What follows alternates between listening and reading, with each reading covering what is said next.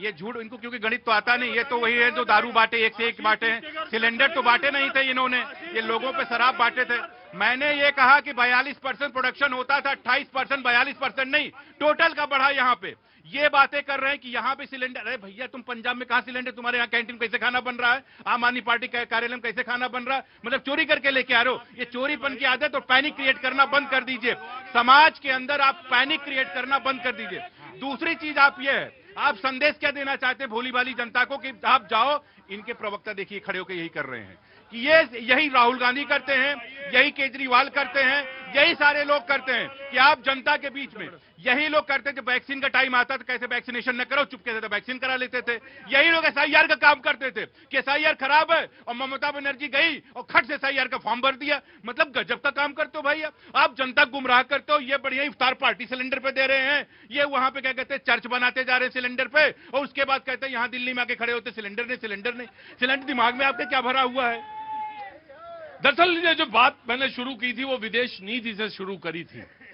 Hungary के साथ फिर चेकोस्लोवाकिया के साथ भारत ने कैसे खुल के बोला, नहीं बोला। अफगानिस्तान में रशिया आया तो रशिया के साथ खुल के बोला या नहीं बोला। ये तमाम सारी बातें थी। ये 67 की बात है, 67 में बहुत सारे लोग पैदा ही नहीं हुए होंगे।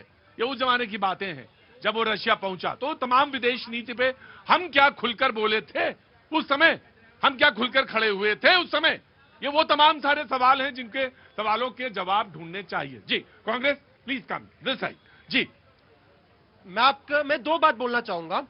पहली बात तो अभी आपने यहाँ पे कहा कि खुल के बोलने को लेके 2005 में हमें याद होना चाहिए, जिनको ये मनमोहन बताते थे, जिनको ये सबसे कमजोर प्रधानमंत्री बताते थे, वो मनमोहन जी ने क्या किया, इराक का जब वो इन्वेशन हुआ था उस समय पे यूएस की निंदा करने से घबराए नहीं। ये तो कमजोर प्रधानमंत्री की ताकत थी।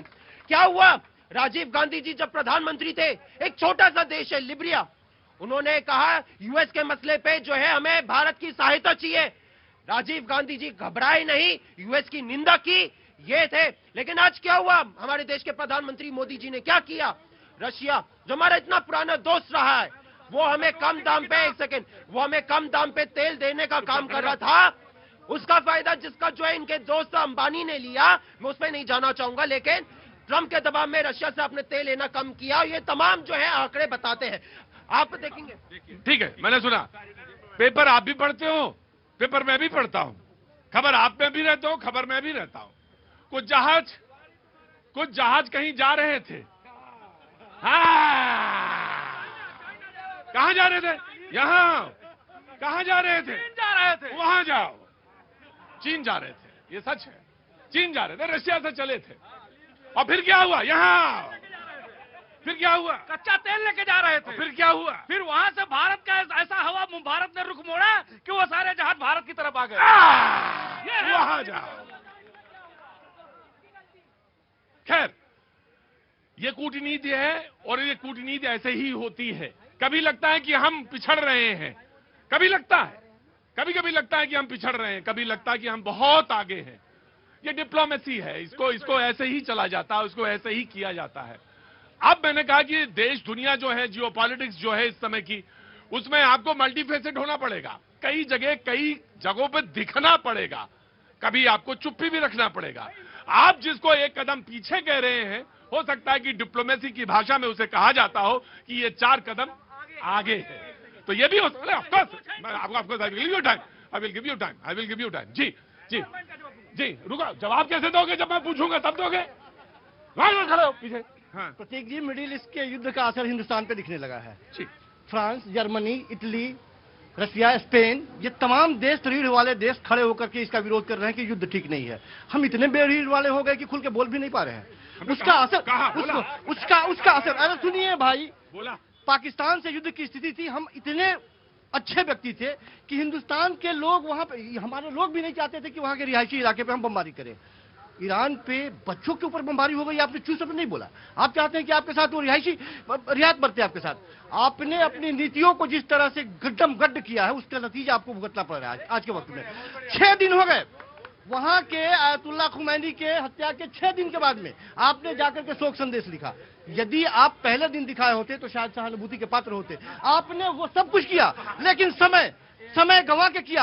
आप सहानुभूति की बात कर रहे हैं, अरे इजराइल की बात कर रहे हैं, ये इजराइल के समर्थन में है। हमें कोई बता दे इजराइल में कोई एक हिंदू मंदिर दिखा हो? आप देखिए, अब देखें ईरान में है सैकड़ों मिलेंगे। अरे भाई कमाल की बात कर रहे हैं भाई, प्रभु मंदिर की बात कर रहे हैं। ईरान में हजारों सैकड़ों मंदिर है, ईरान में महात्मा गांधी के नाम पे अस्पताल बने हुए हैं, इनको पता नहीं है। और ये ईरान को कह रहे हैं कि ईरान हमारा देश है। ठीक है ठीक है ठीक है ठीक है ठीक है, कहने का कोई बात। हम अपने सिर पे ले लें, उनकी जंग हम अपने सिर पे ले लें और उनके बीच में फंस जाएं जाके। ये चाहते हैं कि हमारी उनकी लड़ाई हमारे ऊपर आ जाए और वो अपने आराम से रहे और हम जूते खाएं। बाबूजी क्या नाम है आपका? मेरा नाम अजय जोशी है। अजय जोशी जी, मैं आपको प्रणाम करता हूं। देखिए, मैं एक बात बता रहा हूं, ऐसा नहीं है कि कोई मैं बहुत बड़ा कूटनीतिज्ञ और बहुत बड़ा एक्सपर्ट हूं, मैं बिल्कुल नहीं हूं। और यहां खड़े हुए अधिकांश लोग एक्सपर्ट हैं भी नहीं। कूटनीति हम जो बात कह रहे हैं, इतनी देर से किसी ने एक बात कही कि पाकिस्तान ने एक बॉम्ब गिरा दिया अफगानिस्तान में, 400 बच्चे मर गए, बड़ी चिंता है, एक भी बार मुंह से निकला नहीं। रुको, एक बार भी मुंह से निकला नहीं है अभी तक नहीं निकला। और ये चिंता है। वो ईरान को जरूरत थी, एक शिप गया, ईरान को चिंता था, एक शिप गया जिसमें दवाइयां हैं। भूकंप आया टर्की में, गया शिप लेके गया, उस टर्की ने जिसने पाकिस्तान को वेपन दिए, हम गए वहां पे, हम पहले पहुंचे, नहीं माना वो, नहीं, उसकी कूटनीति है, उस पर नहीं बोले, वो नहीं बोलते। जी आप बोलो। ये अभी कह रहे हैं, रशिया की बात कर रहे हैं, तो आप बताइए 2004 से लेकर 2014 के बीच में कितना परसेंटेज तेल खरीदा था कांग्रेस की सरकार ने? 0.0%। कांग्रेस की सरकार ने रशिया से तेल खरीदा था, और आज कह रहे हैं कि रशिया। और दूसरी बात मैं कहना चाहता हूँ, 2004 से लेकर 14 एक मिनट कुछ कहना चाहते हैं। रशिया से पहली बात है, जब हमारे समय पे था तब हम रुपये में खरीदते, वो सॉरी ईरान से हम रुपये में तेल खरीदते थे। अभी रशिया में कितने सबसे कम दाम पे $50 प्रति बैरल पे हमें तेल दे रहा है। नहीं, इन्होंने कुछ और बात कही।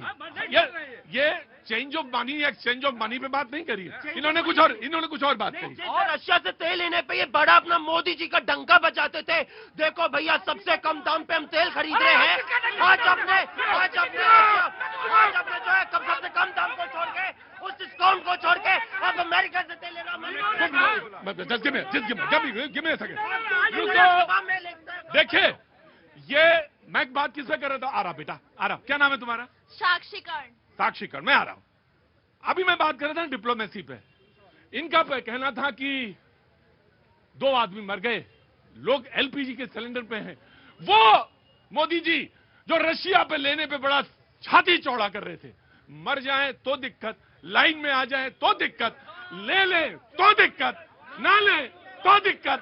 आए है मेरी जान, ये है। रुको मैं, अरे sir just give me a second, मुझे बोलने का तो मौका दे। ये कूटनीति है, सवाल पूछो, लेकिन ये ना कहो कि तुम्हारी मम्मी जी हमें अच्छी नहीं लग रही है, ये ना कहो। हाँ रुको, just give me a second. जी, पहली बात, हमने यहाँ पे ये नहीं कह रहे, हम ये कह रहे हैं कि अगर इस देश के प्रधानमंत्री जो कॉम्प्रोमाइज है, अगर वो ट्रम्प के दबाव में आके काम करेंगे तो हम लोग बोलेंगे। अगर जो रशिया पाकिस्तान को जो डिस्काउंट पे दे रहा है, हमें जो है वो हमारा जो डिस्काउंट वो कम करके सबसे महंगे दाम पे तेल दे रहा है, तो इस देश की जनता को महंगाई से राहत क्यों नहीं मिल रही? राइट, आप बोले आम आदमी पार्टी नहीं बोल, टेक इट योर पॉइंट, आम आदमी, you have to wait. Compromise जो थे कि नटवर सिंह की किताब में लिखी गई थी, लिखा है, उनके कद्दावर नेता थे नटवर सिंह जी, विदेश मंत्री है। उनके नेता ने कहा, सोनिया गांधी जी ने कहा नटवर सिंह को कि मेरे ऊपर से अमेरिका का दबाव है, मैं आपको मंत्री बना नहीं सकती। सरेंडर कौन हुआ, कॉम्प्रोमाइज कौन हुआ था? और दूसरी बात कहना चाहता हूँ, आप मोदी जी को कह रहे हो, एक मिनट सुनिए, क्या गलत है, क्या कांग्रेस है? और मैं कह रहा, अरे आप सुनिए, अरे आप तो वो लोग हैं, आप ये चाहते हैं कि मोदी जी AK-47 लेकर के ईरान पहुंच जाए। नहीं मेरे भाई, आप ये जो ये सेंटेंस बोला ना वो ऑटो वाले उपाध्याय भैया, कि आप ये चाहते हैं कि मोदी जी AK-47 लेके ईरान पहुंच जाए। अगर ये कहीं हो गया ना तो सबसे कमजोर प्रधानमंत्री यही कहेंगे। ये बोलिए कितने गद्दार प्रधानमंत्री। आपको पता है विदेश के दबाव में काम करना नहीं हो क्या होता है? मैं बताता हूँ। इंदिरा गांधी जी उन्होंने जो अमेरिका के दबाव में काम नहीं किया, अमेरिका के साथ वे बेड़ से नहीं डरी और बांग्लादेश का निर्माण किया। ये होता है जो है स्वतंत्र जो है देश को चलाने का। मैं बताता हूँ क्या होता है। देखिए, जब झूठ बोलना है और इनको दिक्कत क्या है, ना इनको तेल से दिक्कत है ना जनता से दिक्कत है, इनको दिक्कत है मोदी से। पहले क्लीन से बने घूम रहे थे बबुआ, वो भी खत्म हो गया। फिर दत्तात्रेय ब्राह्मण बने, फिर ईरान। रुको।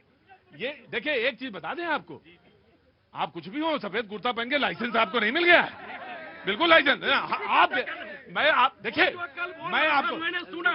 मेरी बात सुनिए। आपका नाम?